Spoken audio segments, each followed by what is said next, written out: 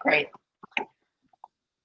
Hi, everyone, and welcome to our fifth episode of Years. And so we've got one more, which is crazy that it went by so fast. But again, I'm Bryn, and I'm the head of community at HVCI, so the Hudson Valley Center for Innovation. And along with Johnny Lehane and a couple of my other colleagues, I've got Pam and Danny's here with us today, too. I think Paul's on also, which is great. I'm so excited to be here once again. And so just as a reminder, this is going to feel more like a podcast format, and the Gears program is an initiative of ThinkDutchess, and it's powered by us. It's a free, innovative program. And today we're just going to be talking about, sharing our experiences as entrepreneurs. We're going to have a live discussion with a couple of us on the call. And the specific topic today is systems and teams are the heart of your business. And so we'll get a little bit into that. And if you don't know already, we're going to record the episode, as I said at the top, and it's going to be on our YouTube channel. And I'll make sure to share all of that with you guys, plus any resources we touch upon. And so last week, we had Susan and Daniel on and learned some real tactical marketing strategies. I was particularly excited to look into Fiverr after that call. And so I've been on there looking at who can help me with my SEO, some strategy there. And so this week we're talking teams and systems. And to us, this really comes down to a plan. This is our opinion, but this is the ethos of today. Is like, what are your plans around systems and team? And this can be something as simple as a to-do list, and it can go all the way to your yearly goal planning. You have a team or you want a team. So what are those tools that you need in order to help that team function at its best?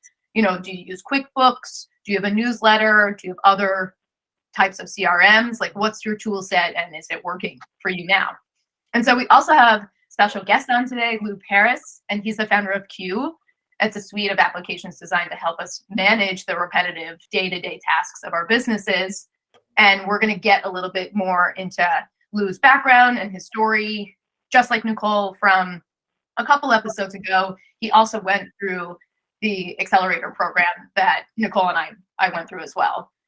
And so, I think when we talk about plans also, it really comes down to some things that are really simple. So money, your customers and clients, and then your tasks. And so those are the things we're going to touch upon today. And are you managing those things as an individual as well as the team? And so now I'm going to pass it on to Danny, just so he can intro himself, as well as Johnny.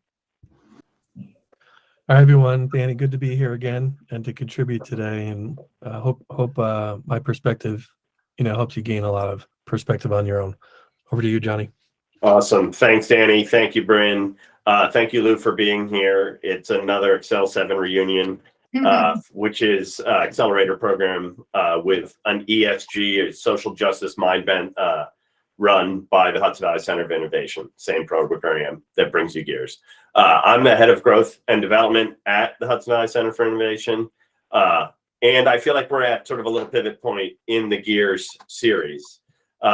We've talked a lot about the building blocks and a real customer-centric mindset that we think you should focus on in order to really understand your business, your customers, what you're trying to achieve, unit economics, and how to engage the market.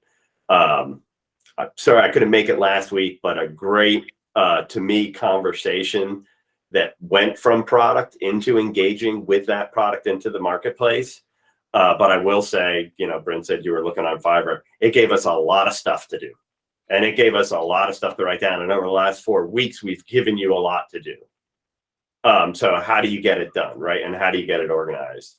And our mindset at the Center of Innovation is, like with culture, systems and teams exist whether you manage them or not. You have a system for managing things. And you have a team of some form, but is it formalized? Is everybody on the same page about it? And Bryn mentioned the plan, that we believe that the right systems will ensure that you have a page to look at with your team to say, this is the plan, these are the metrics, and this is how we're doing against the plan. But to take a step back, and I don't want to be too rudimentary, but I want us to sort of rethink our plans. Again, we're moving into the end of the year. It's a good time for us to do this. at our most fundamental, how do we think about our tools and our systems? And I like to break them into 3 simple parts. How do we manage our books? How do we manage our interactions with people, our customers? And how do we manage our activities?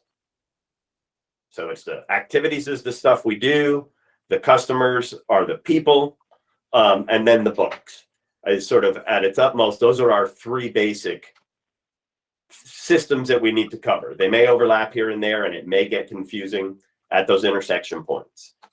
And then you can think about the tools that you currently use and say, well, which bucket do these go in, and where's the obvious gaping hole, by just, putting it in that simple framework. So with the books, most popular tool in an organized business is QuickBooks or QuickBooks Online. It's sort of the default for a lot of people who are starting a business for the 2nd or 3rd time. We're going to get started in QuickBooks from the beginning, and that's going to manage our chart of accounts and our ledger. A lot of entrepreneurs, we start with spreadsheets or a box of receipts. Hopefully we're at least at a spreadsheet. And we really tend to manage it out of our online banking systems. Make sure your personal and business are separated, but I'm not going to dive too deeply into that. Happy, again, if there's questions in the chat or otherwise, to dig in a little deeper on those, but that's the first bucket. How are you managing your transactions in your books? The second bucket is the customers and the people. Bryn mentioned MailChimp and a newsletter. A lot of this starts around that marketing tool or that communications tool, right? And then we have some point that we turn it into an order, right? And then that order spits out something eventually that ends up in QuickBooks in aggregate or whatever. But our people system is our second most important system. As I say, usually grows out of communication systems or out of and this is our transaction system, not to be confused with QuickBooks, but our e-commerce or our point of sale system, because that's where we first record a lot of people, right? So either your MailChimp newsletter or your point of sale or e-commerce system are often proxying for your customer management right now. And whether that's correct or enough, we can get into a little bit more. And then the third system is the tasks and activities. And most of us start this with a to-do list. At its most simple, right? This is the to-do list. And for some folks and some businesses, that's super effective. But as we grow as a team and as our business grows in complexity, that gets, totally inadequate, right? And we might not even use to-do lists adequately to start, because we might write a new one every day on a different piece of paper in a different place. But hopefully we start with something simple like a checklist or a to-do list, but we evolve into some form of task management, project management, program management system, again, depending on how complex we are. But those are, to me, the 3 major systems, and we have to be intentional about how we manage each one and make sure we think about when are we outgrowing the system that we're using, or when are we just totally abusing the system we're using by not using it effectively. Danny, any thoughts on the 3 systems before we sort of talk about how we think about teams and their relationship to systems that are playing? Sure. I think maybe just to introduce hopefully 2, maybe 3 things that come across in the session. Number 1, it's almost like we're soldiers in line. The discipline is really, really, really important. I think we have to make commitments to using any systems that we have. A lot of early entrepreneurs, I think, and what I've seen, are managing their business via email because there's a lot of data and communications in that. And part of the exercise is identifying a workflow that actually reduces that, because it's not the most savvy, and puts it into a system that works for you. I don't know entirely what system that might be, but you have to make that commitment. And then secondly, Johnny, maybe a major perspective for today is that there needs to be a form of what most might say is accountability. I think it just comes down to direct communications with a teammate or a colleague on a weekly, monthly, and quarterly basis. That could be 15 minutes or 30 minutes or an hour, but you have to review what you're using the systems for to make decisions. So I think, early on, a lot of it is the entrepreneur doing, the independent person doing everything. And if you could try to sort of decentralize that and share it with other people, it would actually make your systems a whole lot better. So doesn't mean you have to pay people to do it. I think there's probably a lot of good friends early on when you're building that would help you. But that form of commitment and communication, I think, is really important. Awesome. And the reminder that we're managing by email is critical, because I totally get guilty from it. And you hit on a word that we need in our mental models is workflows, right? And the workflows combine the team and the systems together so that we actually use them. And the important, simple workflow is, how do we get things out of our inbox and onto our to-do list, our task list, our activities system, or somehow related to our customer, right? Is this something that actually needs to be moved there? And then secondly, and this sort of moves into the team part of it, is when we get the email, which is just our inbox. Like literally, that's what it's called. That this is just like, are we gonna, it's not how we manage, we need to sort after inbox. But the stuff that goes into a meeting agenda, it shouldn't be replied to. It should be put into a meeting agenda for that stand-up meeting, or that weekly performance meeting, or that end of month financial review and forecast, or that quarterly strategic meeting, right? So we're not going to tell you all the great ways of whether inbox zero or the Pomodoro system or whatever's the best way to get out of your inbox. But I just want to belabor that point a little bit, because it hits too close to home, maybe, that sometimes we're allowing our email inbox to act as all these systems. And I didn't mention inbox at the beginning because it's the worst way to manage your business. So tirade over on not managing by inbox. But on the teams, so we need these systems, even if it's for ourselves, so that we can write it down and look at the plan. We've talked a lot in sounding boards and one-on-one sessions about documenting the plan, because it looks different when we write it down than when it's in our head. But as the team grows, the systems allow us to make use of the tools effectively, right? The cadence that we have here. So I like to say delegate and automate. A good friend of mine added don't abdicate to that list as a founder, which I had done. Again, that stung a little bit. But in terms of growth and building your business, we need to find a means of scaling. And the first one is team. And again, Danny's going to get his friends or family to do it, but I would say you can outsource it too. Bryn was talking pre-show about Fiverr, and last week we talked about Fiverr. There are, leverage the global workforce, right? If you can clearly define the tasks that need to be done, you can bring team members in like that. But some of us are fortunate that we have a growing in-person team, and we actually have a retail operation or whatever that is. And we need all of them on the same page, and we really need to think about documenting the roles and responsibilities if we haven't done so, or we haven't done so lately, right? Again, just, hey, let's rewrite down our job descriptions, and let's make sure that the tasks, we know who's going to have to do all of these tasks, and it's not just all on the founder's plate, right? Because the founder thought up the task, so then they take on the task. That happens a lot. So with the teams, it's important to get into everybody looking at the same page. So a set of reports and a set of tasks, and getting into a cadence. And this comes back to Danny's, note on commitment. That weekly meeting, not having one for a few weeks, can derail a part-time program. And I've got examples of that, but I think that that might be a good place to pause and see if there's any other context on teams and a meeting cadence before we dive deep into it, and maybe bring Lou in and talk about it from there.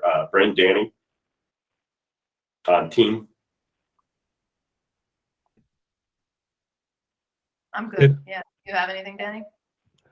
No, I think the team and the building, how it's all connected to the systems. I think the pinpoint is usually an individual is doing most of the work. And when I have always thought about growing early teams, it's like, I mean, do I have the cash for that? You know, can I really make this ask to bring someone on, or are the expectations clear enough where I'm giving away cash or equity, you know, for the future growth? And I think that's a really important question. So I think creativity and simplicity of these systems, and this is where I think Lou is such an expert.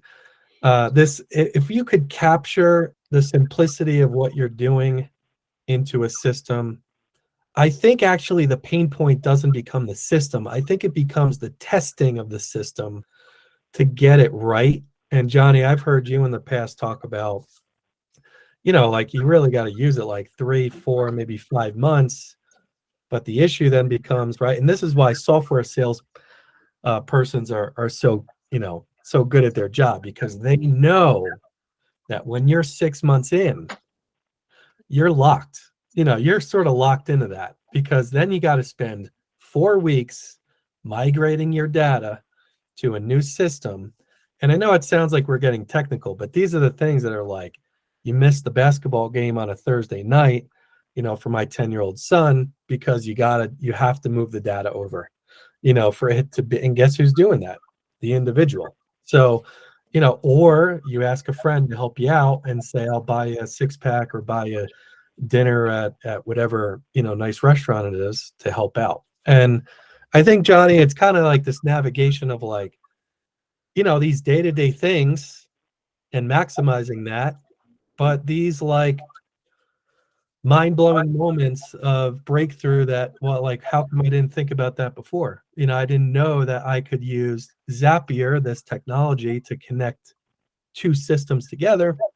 And then it automatically adds an email from the email that I got. You know, I mean, it sounds like I'm maybe getting into too much detail, but if we could capture simplicity in the systems, Lou, I think that's really the key to one phase of growth, you know, beyond yourself as an entrepreneur. 100% agree with that. Absolutely. And for me personally, putting on different hats, you know, I have both an IT hat perspective. I'm an IT professional of 26 years, worked at large organizations like the FBI and Department of Justice, to small mom and pop shops, to building my own platform. The key is consistency of simplicity, being able to boil down the simple process, beginning to end, and be able to do that in 1 or 2 systems and being able to do that throughout 1, 2, 3, 4, 6 months, a year, that sets you free as both an entrepreneur, as a business owner, as a task worker, as whatever your role is. That really just helps to, you know, basically set your life free and make things a lot easier. Yeah, Lou, this could be also a good time for you to talk about you. Absolutely. And a little bit. You mentioned your background a tiny bit, but yeah, tell us how you got there, and you know what you're doing now with Q, and then sort of all the other things that we do as entrepreneurs. Certainly. So for those who don't know, yes, I am also the founder of Q, and actually I do have many hats. I'm an IT professional. Again, I'm a wedding DJ. I've been a DJ for 34 years, a wedding DJ the past 10 years. And being the IT person that I was looking for platforms out there that would be able to satisfy my specific needs. And just like Johnny, as you mentioned, there's these troughs of steps to go through, being able to capture those leads, the monetary aspect of it, being able to execute on the deliverables, in this case, for me, going to an event, and then just learning the business intelligence of what's going on. And this really drew me to build my own platform after experiencing time and time again, going through these steps of looking at all these platforms. And some of them were simple, but sometimes a bit too simple for the things that I needed, versus hyper complex, very, very powerful, but so difficult to use that even me as an IT professional, it was just too much to take on from a day-to-day task. And I can absolutely see where the more, you know, the typical user would just get so overwhelmed by that they just kind of throw it by the wayside. So this is why I personally created Q. Q's a little bit more specialized because it's really specific for the events industry as a whole. A wedding DJ, a florist, a venue owner, a photographer and whatnot. And we're building very specific workflows and scenarios to address individual pain points for those types of professionals. But then, of course, you also have other platforms that are out there that are a little bit more generalist, but could easily, accomplish the task depending on what you are specifically trying to accomplish. So it's being able to really kind of gauge those tools and then, again, commit to those tools. And if you commit to it, and if you get past that 3-month, that 6-month period where you start to kind of build out your business, you're starting to delegate some roles, or even if it's just still yourself, you're still able to kind of really just nail that workflow down. You find those efficiencies, you put things that were inefficient off to the side, and it just really just saves so much time and, the mental, notes that you need to continue on without burning out, essentially. Awesome. Thanks, Lou. And your system, Q, sort of handles maybe 2 of the 3 basic parts that I've mentioned, or actually it technically manages all 3. So there is a monetary role, of course, as you're landing, in my case, a lead, you have a couple that comes in, or a business, a birthday party and whatnot, and they're coming in and they're seeking my services. Well, first I have an entire drip campaign that goes and essentially nags them to have a conversation with me over Zoom, or maybe even a face-to-face. That gets us through that first step of that initial communication and that initial bridge of trying to build that relationship. From there, I'm able to capture the monetary aspects, both an initial retainer for my services and ultimately reminders for full payment at the end of that service. And then there's a whole component of it that I'm capturing the data of that event in itself. So building out questionnaires that people can fill out in a very logical and linear flow. So that way it makes it easier for the clients to be able to process that, and then ultimately me.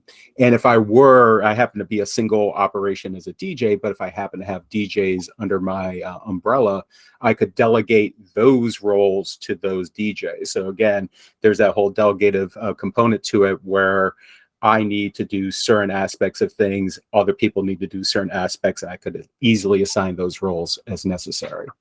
So tackling the major toolbox system, right? And so this is, really actually bridges into the specifics of tool sets, right? Like, how are you solving this problem today, or how do people in a specific industry solve this problem? And you looked out at a bunch of companies that solve this problem or parts of this problem and said, I don't think there's enough people that solve it for wedding DJs and other professionals in the wedding, and call that whatever event community, family driven and community driven event space. That there's a market here, and I'm going to do all 3 parts of it. I'm guessing at some point you hand things off to somebody's QuickBooks or interact with bank accounts. Absolutely. Yeah, there is a small and very light financial component to it, so I'm able to capture all my expenses and everything and all that, but I can transport that to a more robust system. Right. So, but you do the basics of in and out, money in and out, and fee charging and that. So you handle the money piece, and then the people in this case are people who are planning a wedding, whether that's a couple or a wedding professional or another community or small event professional is creating the event, or is it who creates the series of tasks? Yeah, so it all depends on the type of event itself. I am primarily a wedding DJ, but for instance, I'm doing a 50th birthday party in just a couple weeks. And, each of these particular types of events have their own unique, needs and whatnot. So I've actually built, and this has been for me from over the years, built these logical workflows essentially of data capturing and all that. And then I was able to mimic that within the interface itself. So that was you got to the magic there. As I asked the question, I realized it's the workflows, right? So these templates of workflows, which again, I think we can show some analogies, either if you want to share on Q, or I can show like in Asana or some of these other ones where they will template things for you. Yeah. As a matter of fact, I'll go ahead right now and share my window here. Right. And while you're doing that, I just want to say, like, to sort of bring it back to, well, how does this work for me, right? If I'm an individual or I'm a small team, how do I get started on saying, hey, I probably have some tools. Yeah, they're probably the right tools. And I would say you take the opportunity to ensure you have a team meeting cadence. So you start planning a weekly meeting if you're not already having one. And this can be a 30-minute meeting. Anything over an hour to try to do weekly planning and goal setting is probably too much. But those first meetings are actually a discussion about your tools and your systems. Absolutely. It's like, hey, I just talked to these guys and they say we have three things that we need tools for. What do we think our tools are right now? And then what are all the other things we're using and how do they fit in? Yep. Are they really? So then this starts to open up a critical eye to the systems I'm using today. If I'm a solopreneur, or it might be, yeah, I know I use iOS's notes to keep track of all the things that I just want to remember that need to be done or that I need to do. Or I use the task list tool on my phone or whatever. I know I use Google Keep. I'm an Android guy. And Google Tasks. Like, hey, well, tasks show up next to email, so I use that.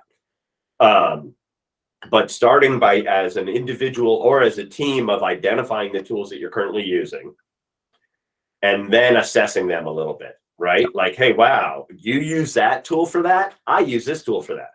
Guess what? We're not on the same page. Like literally, we might be looking at different tools, and spreadsheets and documents are going to be a huge part of this list. Oh, absolutely. Like it might be that like, oh, well, I keep this in this spreadsheet and I keep this in this spreadsheet and I keep this in this document. And this is like, oh, well, that's really all task activity. And that needs to be in one tool or one set of tools. And the first set of tools might be putting them all in one folder. Yep. Absolutely. Centralization definitely really plays a major component within all this. And I would share out my screen, but thanks to Ventura permissions disallow me for it. So I apologize for that. Well, go ahead. Yeah, but the essential, and it doesn't matter whether it's Q or any other kind of platform, you want to try to at least minimize the amount of tools that do have to interact with each other. Naturally, the more that you can find those specific tools to address certain things, that'll absolutely help you kind of plan through that. Again, whether it's Asana, Monday, even something as simple as your task within iOS. All of these have their pluses and minuses. Yeah, but the key with each of these is shared view, right? Yeah. So I'm sharing an Asana home screen for one of the organizations I'm in. We have let this system languish. We actually reverted in this organization to Google Docs as our primary task management system instead of Asana. So just to realize what we needed to right-size our tool set. This was overkill for what we were doing for a small project-based organization. But on the right, you can see here, they provide templates, which are these workflows, basically in one way or another, right? Templates for an operations meeting, templates for a project timeline, templates to make sure you're managing the things to do your monthly financials. And you'll also see on here meeting agendas, because I think the second weekly meeting should be a brainstorm about your weekly meeting agenda. What are we going to write down and look at together every week in this meeting? We're going to look at what we said we're going to get done. We're going to look at how we're measuring the business, whether that's money or sales or lead generation, all those things we've talked about in the last few weeks. And we're going to look at roadblocks. Yep. And every Monday, we're going to look at that stuff, right? For 30 minutes. And it might mean that different people prepare different amounts for this meeting to make sure that we're all looking at the right stuff on a regular basis. But that, to me, is sort of the tool that brings everything together. There's a guy I may have mentioned previously, Cameron Herold, and he has a book called Meetings Suck. And then he says it's all our fault because we don't run meetings well. And he's mostly geared towards bigger organizations, $5 million to $100 million in revenue. But he's right for any size organization that you need. He focuses on the meeting cadences and how to run a great meeting in this very short book. But it ties into, to me, the conversation about tools and systems and teams really well. Yeah, absolutely. And I think the biggest component, you start touching on it, that, you know, we suck as humans essentially trying to run these meetings. And I think from a business owner's perspective, no matter what tool set that you're using, whether you're solo or if you have a small or a large team, that it really comes down onto you to be able to first identify where your efficiencies are now, where your pain points are, and then being able to kind of coalesce and have this kind of fortitude to say, we're going to look at these top 3 tier systems and we're going to really try this out and we're going to stick to it. Because the other thing that I really want to stress, no matter what platform you're on, if you only spend 2 days a week, 3 weeks, wherever it happens to be, and you expect that it's just going to solve all the issues in the world, that's not going to happen. It takes a whole lot of constant re-looking at your own solutions that you have chosen. Where are you falling short that it may still be able to accomplish its goals that you're trying to accomplish? Or maybe you just did pick the wrong tool, but in the end, you have to be constantly introspective and constantly on the hunt to make sure that these tools are working for you and not against you. Absolutely. And there's a balance there, right? Because the other side is tool paralysis, where you're always seeking a new tool. So when you evaluate those tools, and this is going to take time, right? Again, in those weekly meetings, they may end up being like, I can't see the data. Like, I just can't see what I'm supposed to be doing. This tool isn't working for me. So you have to stop and spend some time to make sure that people get on the same page. Again, I'm going to keep using that cliche because it's just so true that that's the number one thing. So primarily we're talking about, I would say, the activities tools in the moment. I shared Asana, and this is Airtable and sort of a custom Airtable build, but there's 2 things that I just want to point out about the activities tool. And this is so basic, but we miss it. So I just want to point it out, that a task list is useless without a person assignment and a deadline.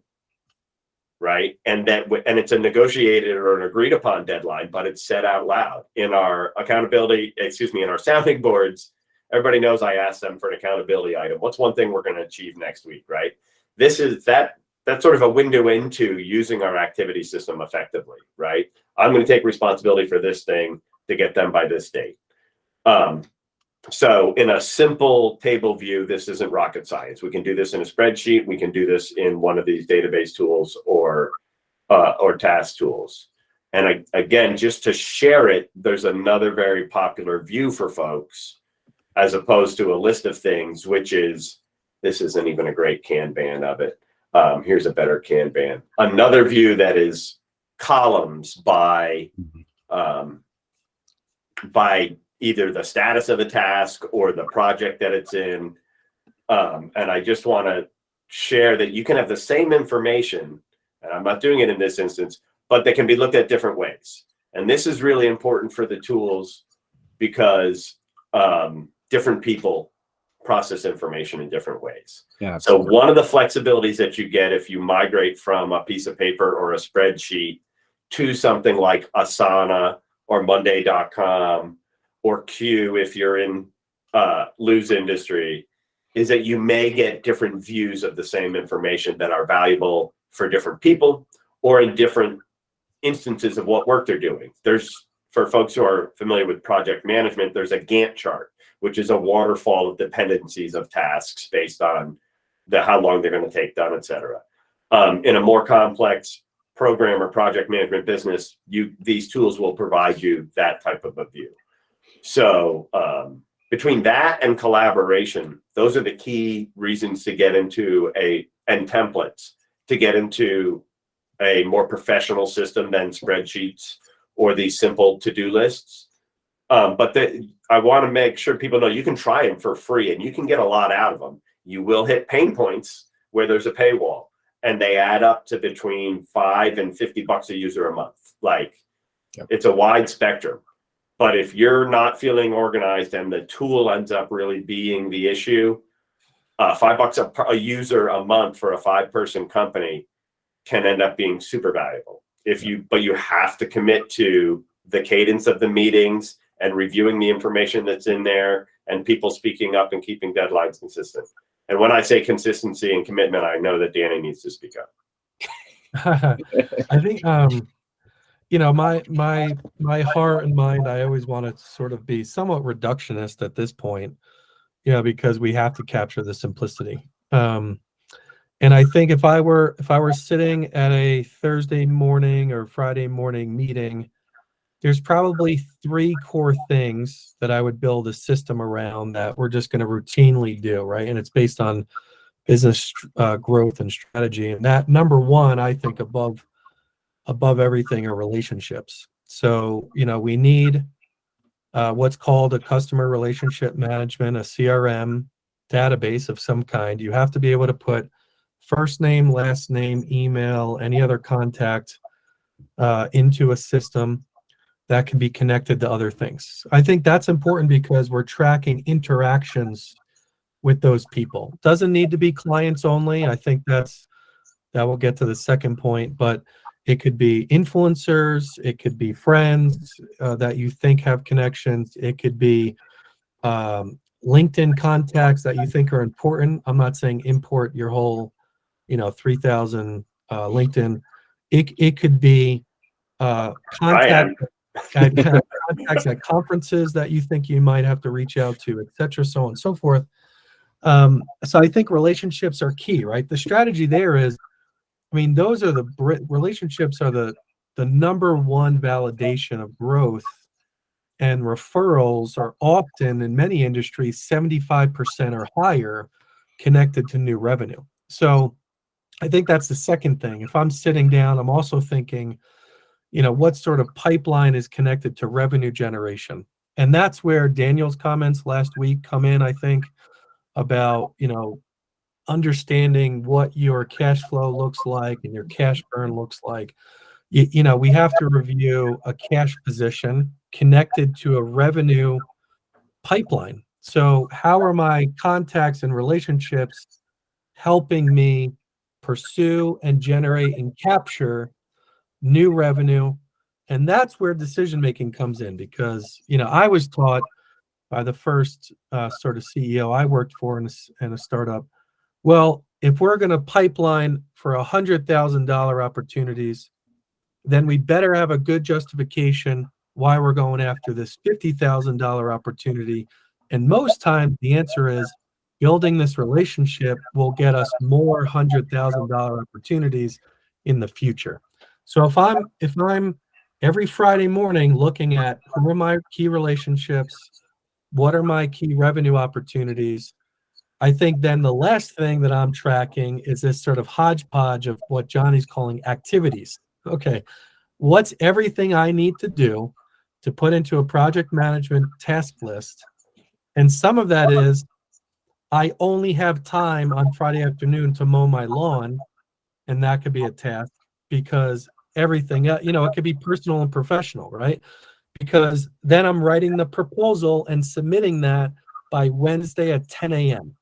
So the other task might be Monday morning, I'm having the review of that proposal with my friend or colleague or outsourced consultant.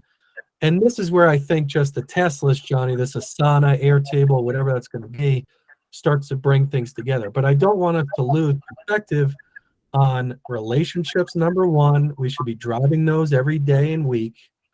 And revenue pipeline or generation, whatever you want to call it, income, is number two. Number three is, what are the tasks that we need to make those things happen more and more and more?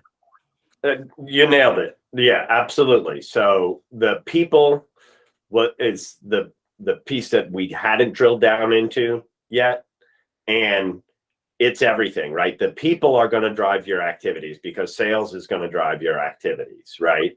So those engagements are going to be critical. I showed you earlier HVCI's Airtable. We had another table called people. And like Danny said, it was customers and contacts, but it was internal team as well. It was virtual team or expanded team as well. So you can keep those people in there.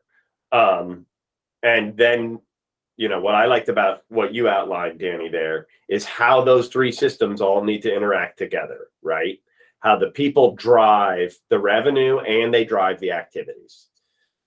If the activities aren't driving revenue and aren't driven by the customer, you really have to second guess them.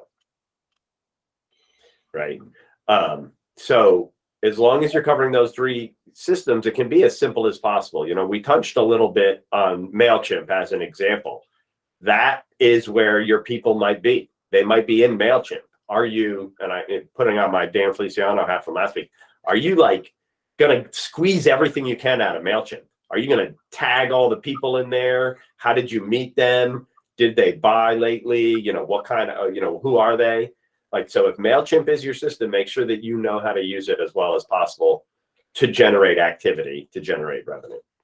And that speaks for any system, you know, whether it's MailChimp, whether it is Q, whether it's Honeybook, you know, whatever systems or systems that you subscribe to, maximize that potential. So whether that's building out, again, these workflows, whether they're internalized or even if it's just a mental workflow of being able to make sure that you get the task in, you're able to actually work on the task and then accomplish it. A lot of people, again, will run into this kind of fatigue where they're so overwhelmed with everything that's going on. But I promise you, if you've picked a sufficient tool and you have that mindset, you know, at hand, you'll be able to do this, and your life will ultimately become easier and easier as time goes on with all that. Absolutely. And I've sort of been talking about some of the things that I would do at these weekly meetings when you're trying to get them off the ground, right? To me, it's an opportunity to engage with the team. And towards Danny's point, if you're a solopreneur launching a company with your first like contracts and bids, it might be your friend or mentor or advisor who's your team and who's meeting with you weekly. People are leveraging this program as their team, right? To meet with them weekly, to have accountability sessions, to do a couple strategic conversations.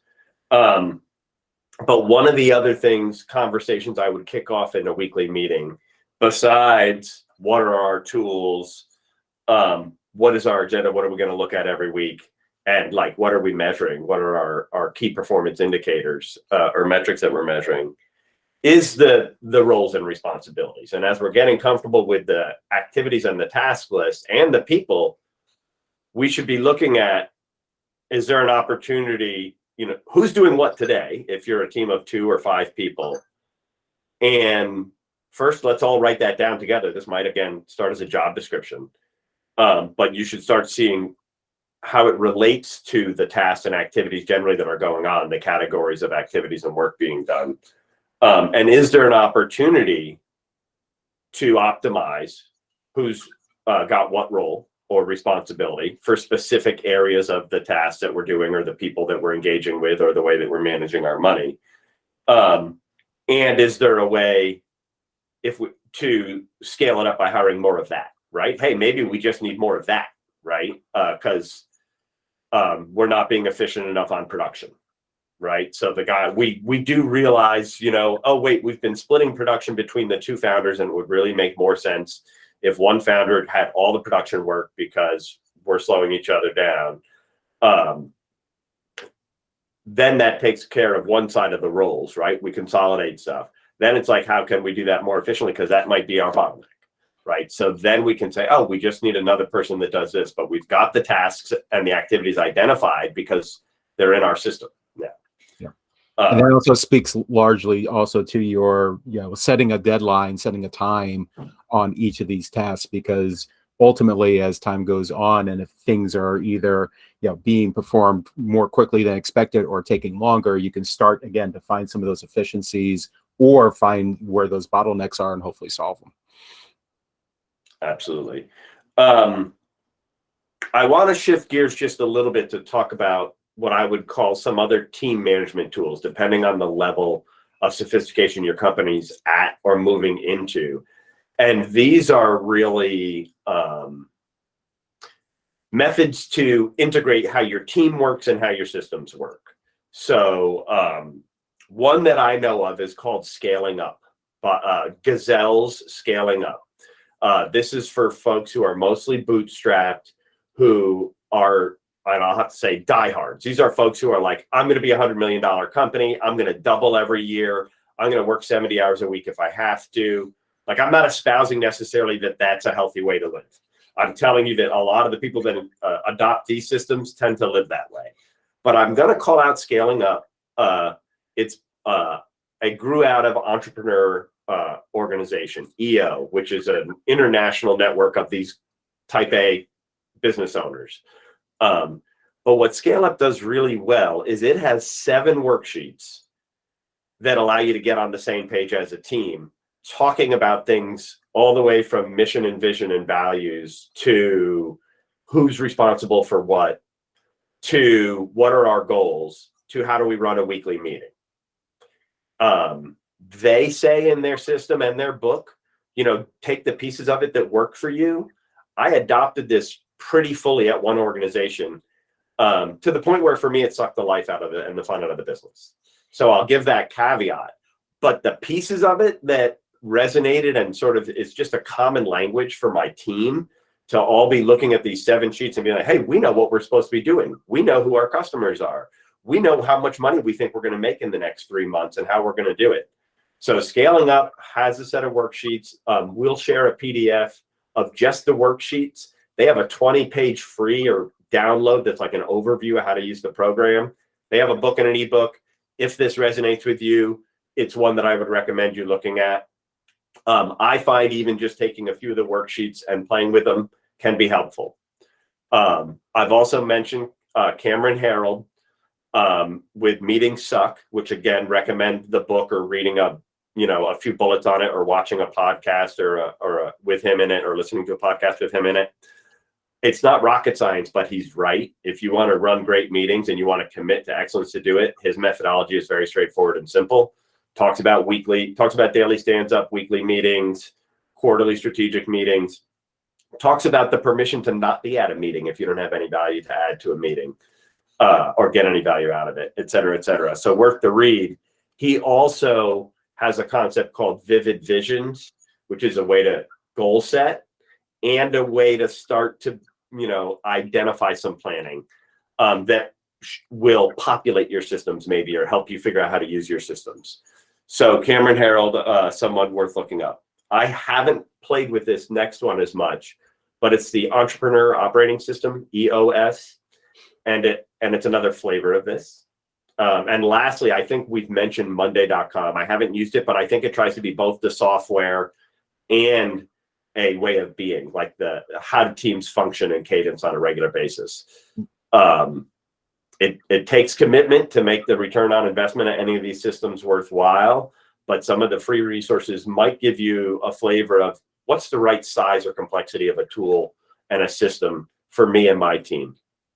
So I just throw those out there. And as I said, with Gazelles, I've worked the tool, and Cameron, I've had many long conversations with. And I haven't fully enacted his method because it just didn't meet the companies I was running at the time, but he's got some good sage advice and he's been very successful multiple times on that. So I wanted to throw those out there. We are on the 10-minute mark to the hour. This is where Danny likes to use the phrase land the plane. So I do want to ask, I'm hoping that this is helping people think about where do they stand today in terms of how effectively and efficiently are they running their organization.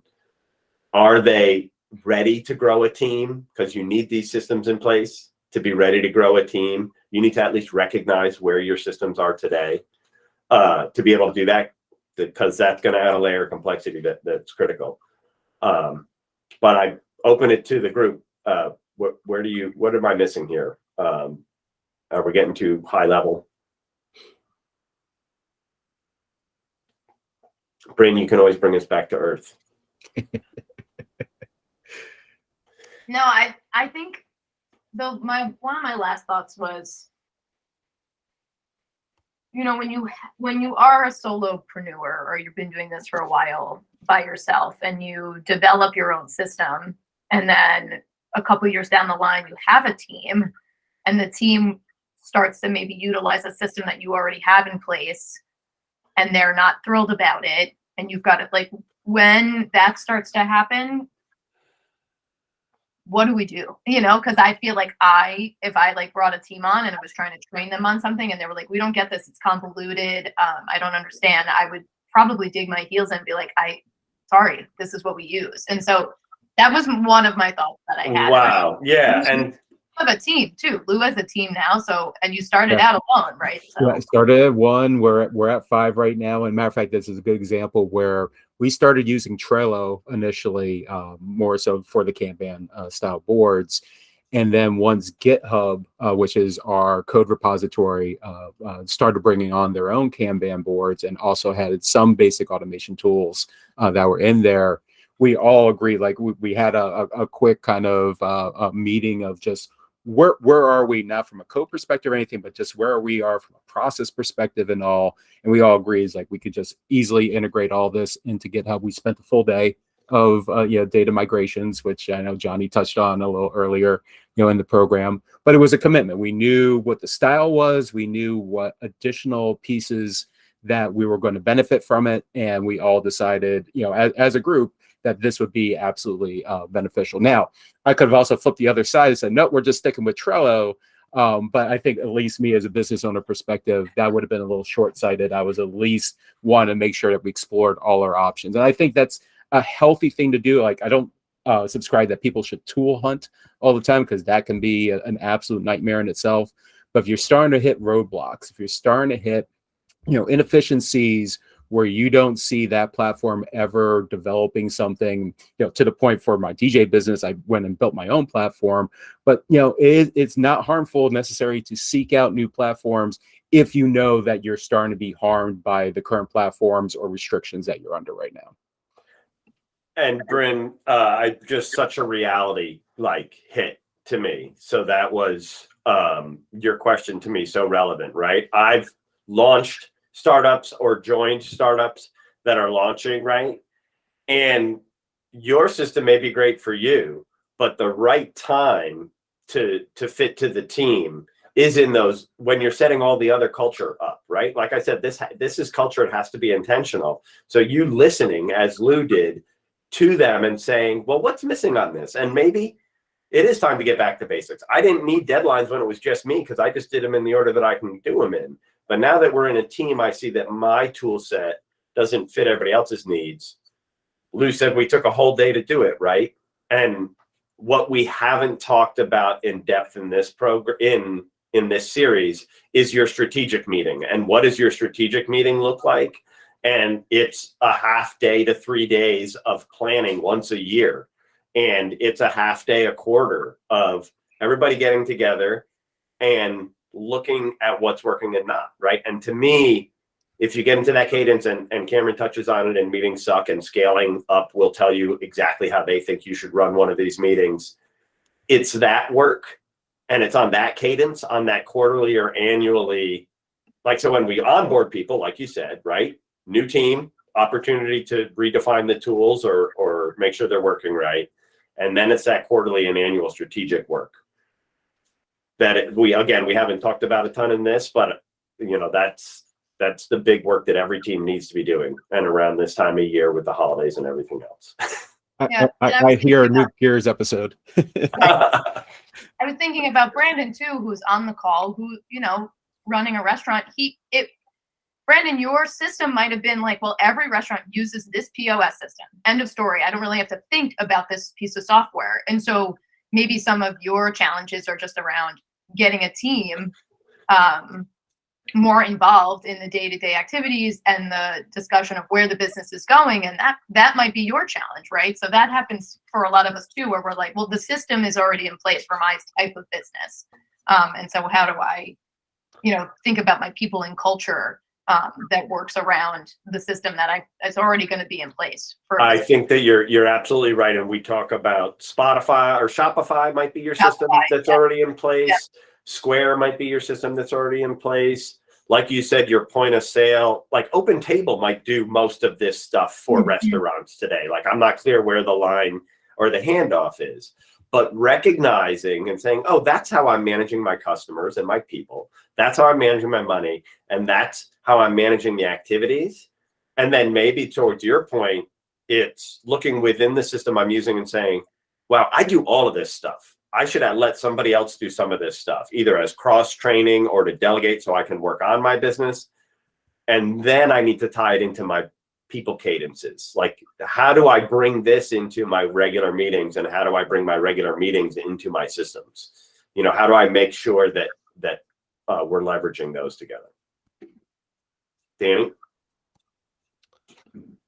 Yeah, no, I think we've covered a lot actually today. I think it's a mix of, you know, sort of the strategic and the operational, and always remaining clear on the relationships that you're building and the revenue that you're going after. But there's a whole bunch of little stuff in there that you have to get done. And I think, you know, to Lou's first earliest point, you know, where are your efficiencies, where are your pain points? But I think, you know, one question that I always ask myself, I sort of do it personally and professionally, is, you know, there's a lot of things that matter, but what matters the most? And that's been my guide. You know, we could always talk about how that directly connects to systems. You know, Johnny loves sort of I think it was Eisenhower method of, you know, something might be a priority, but it also might be urgent. And you know, and then you have to either do it yourself or delegate. But I've worked too many times on the urgent. That doesn't matter. It's not as important, but it's urgent. So I end up doing that. And then in years past, I get to Friday morning and I say, what the hell? You did I brought it all the do? way back to the inbox. Right. So you're talking Yeah. about the urgent versus important graph, Yeah. right? And this is a good way to look at all of those activities that you're doing. And if you just put an X and Y axis with urgent or not urgent and important or not important, and you're going to find out that you spend a lot of time on things that are urgent and not important, and that you spend very little time on not urgent but important. And that goes back to the strategic work that needs to be done. But that's a great gut check. Is this urgent and important? Well, yeah, we're going to get it done. We get those things done, right? But great point there. I did want to also follow up on a question in the chat around recommended tools for launch startup phase, please. I will caveat this, depends on your definition of startup. If you're looking to scale quickly and start from an idea and go through a money-losing phase and then a big money revenue phase, tools like Asana and Monday are the most popular tools.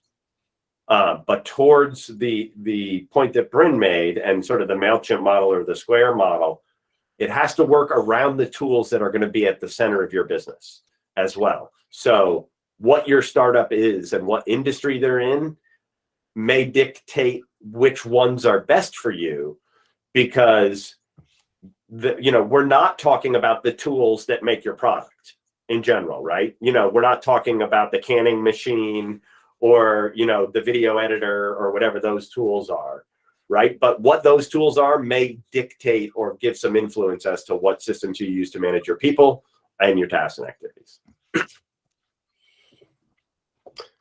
And I think that hopefully that's a pretty good place to wrap things up. I really want to thank Lou for coming by. No problem.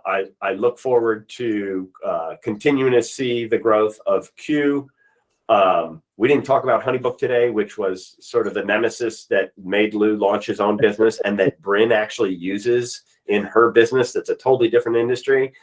So there's always more to talk about in terms of this. I think we are down to our second to last episode. Want to wish everybody a great Thanksgiving and holiday. There are no sounding boards this week on Thursday because we will be eating turkey. And Bryn, we have one more episode. What are we focusing on next time we get together? Good question. No, I can't even remember. What did Lou say we needed to talk about? It's not strategic planning. That's going to be a whole nother series, I think. Next week, Funding and capital. yeah, well, next week we're talking about revenue. If you're going to raise revenue, how you're going to ramp up your revenue, where it's coming from next. Yep, accessing capital. Got it. So that's a little bit on if you're, when you would raise capital, the different types of capital, and the value of chasing revenue instead most of the times. Yeah. So we look forward to talking about that as sort of the capstone to everyone we've been on this. Danny, Bryn, thank you so much for leading this program from week to week. and everyone else, Pam and Paul at HVCI. Thank you, all the Gears participants. Great to see everybody out there. And we will see you all next week or online. Please join us on site. Yeah, Lou, thank you so much No for problem. being part of us, our No, group. thank you for the invitation. Great input. Thanks, everyone. Thanks. See you, Bye. everyone. Yeah, take care.